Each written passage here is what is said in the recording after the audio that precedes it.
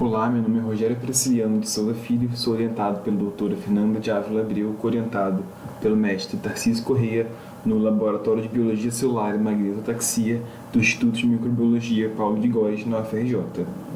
Meu projeto é a funcionalização de nanopartículas magnéticas biológicas para inibição de bactérias resistentes. Alguns detalhes serão emitidos por motivo de sigilo para o depósito de uma patente ao fim do projeto.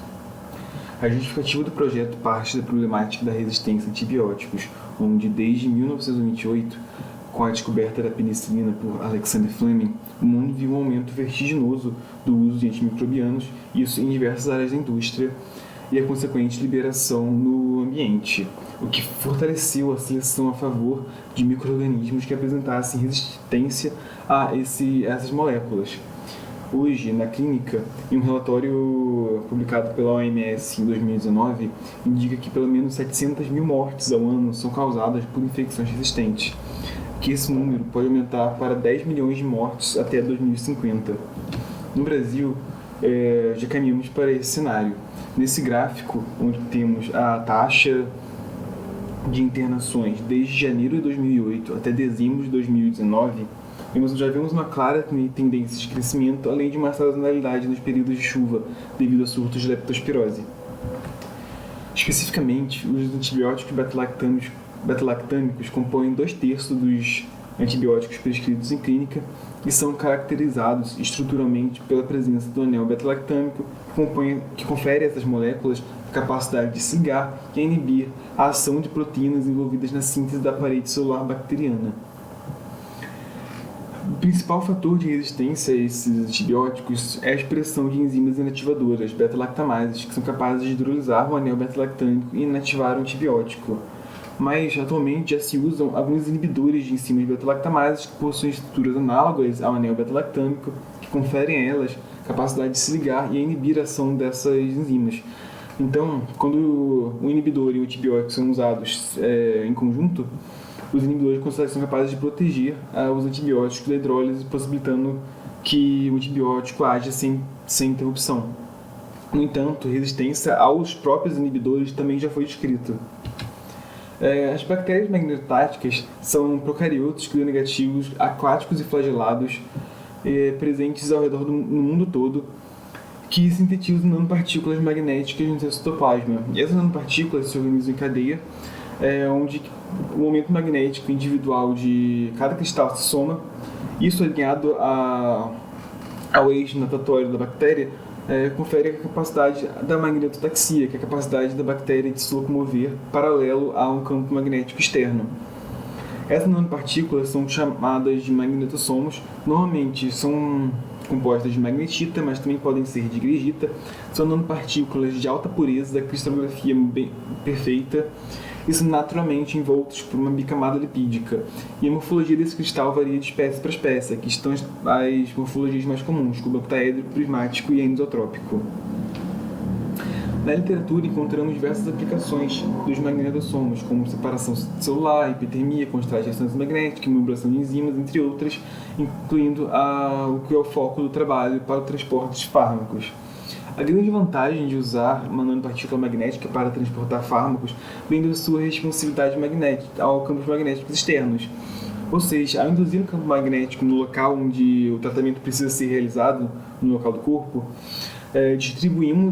diminuímos a concentração, a distribuição sistêmica dos fármacos e aumentamos a eficiência do tratamento. Além disso, ao aplicarmos o campo magnético alternado no local onde as nanopartículas foram concentradas, não só aumentamos a liberação local dos fármacos que eles carregam, mas também aumentamos a temperatura local. E isso, no contexto de uma infecção, torna improvável a emergência de resistência a essa abordagem, uma vez que estamos nos utilizando de múltiplos mecanismos simultaneamente para combater as bactérias. Além pelo fato de diminuir a distribuição sistêmica, dificulta a emergência de resistência em outras populações, já que elas não deixam de ser expostas a concentrações subinibitórias de antibióticos. Então, o objetivo do trabalho é usar magnetosomos como uma plataforma de transporte de fármacos para carregar o antibiótico beta-lactâmico e o inibidor de beta-lactamases. e avaliar a eficiência da formulação na inibição de cepas bacterianas resistentes, na presença e ausência de um campo magnético alternado. A metodologia do trabalho vai desde o cultivo das bactérias em bioreator, extração e purificação dos magnetossomos, funcionalização dos magnetossomos, caracterização dos cristais, antes e depois da funcionalização por microscopia eletrônica de transmissão, quantificação da funcionalização por cromatografia líquida de alta eficiência, traçar o perfil de liberação dessa formulação e o potencial zeta das nanopartículas funcionalizadas. E por fim, fazer os testes de susceptibilidade, tanto para bactérias gram-positivas e gram-negativas, na ausência e na presença de um campo magnético alternado. O primeiro resultado, então, a partir das imagens de microscopia eletrônica, aqui em A, antes da funcionalização e B após a funcionalização, esses são cristais extraídos da bactéria Magnetovibrio blackmorei cepa MV1. E a partir das diversas imagens e usando o software i10, eu fiz as medições diversas medições e compilei a espessura média de cada um dos cristais antes e depois do tratamento, e observamos que após o tratamento a espessura média da membrana dos cristais teve um aumento bem significativo, sendo um primeiro indicativo do sucesso da funcionalização.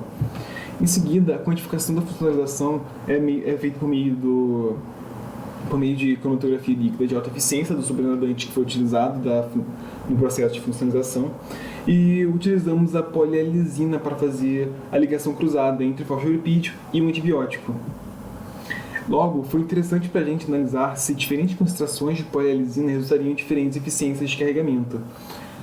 Então testamos no processo de funcionalização com antibiótico a polialisina na concentração X e na concentração 5X, mas observamos que não houve diferença significativa nesse processo de funcionalização. Observamos também que para o inibidor a capacidade do magnetossomo de reter o inibidor foi bem mais expressiva.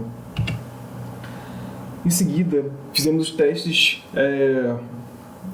os testes de susceptibilidade para validar a formulação.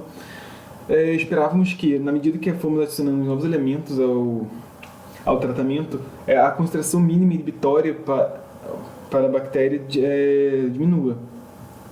Até o momento, nós realizamos experimentos para a concentração mínima inibitória de uma cepa de um isolado clínico de Staphylococcus aureus, onde foi determinado que para o antibiótico puro a concentração mínima para inibir o crescimento dessa Staphylococcus aureus foi entre 0,25 e 0,5 microgramas por ml com N6.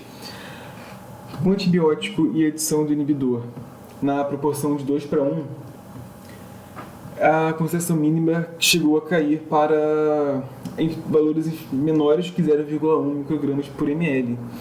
E já as nanopartículas funcionalizadas com antibiótico não obteve diferença em relação ao antibiótico puro, continuando entre 0,5 e 0,25 microgramas por ml, mas com N igual a 3, e os demais experimentos ainda estão por ser realizados. E também esperamos que a nanopartícula tenha um efeito maior sobre bactérias gram-negativas. E concluindo, considerando o desinteresse atual da indústria farmacêutica em desenvolver novos compostos, muito por causa dos testes clínicos serem muito longos e custosos e a resistência a novos medicamentos estar emergindo cada vez mais rápido, as nanoformulações podem entrar no mercado reinventando os fármacos já aprovados, assim, poupando os testes clínicos longos e sendo mais rápido e mais barato a liberação de novos produtos no mercado, e usar especificamente os magnetossomos em detrimento das nanopartículas magnéticas sintéticas possui algumas vantagens muito relacionadas à sua pureza e perfeição cristalográfica, que se traduzem em uma potencial magnético mais confiável, além de serem naturalmente revestidas, o que facilita muito o processo de funcionalização. Por fim, eu quero agradecer às agências de fomento, CNPq, CABS e FAPERJ, a Senabio e a Unimicro, onde as imagens de microscopias foram e serão feitas, e o Instituto de Microbiologia Paulo de Góes, toda a equipe do LabMax e orientadora, e a UFRJ. Obrigado.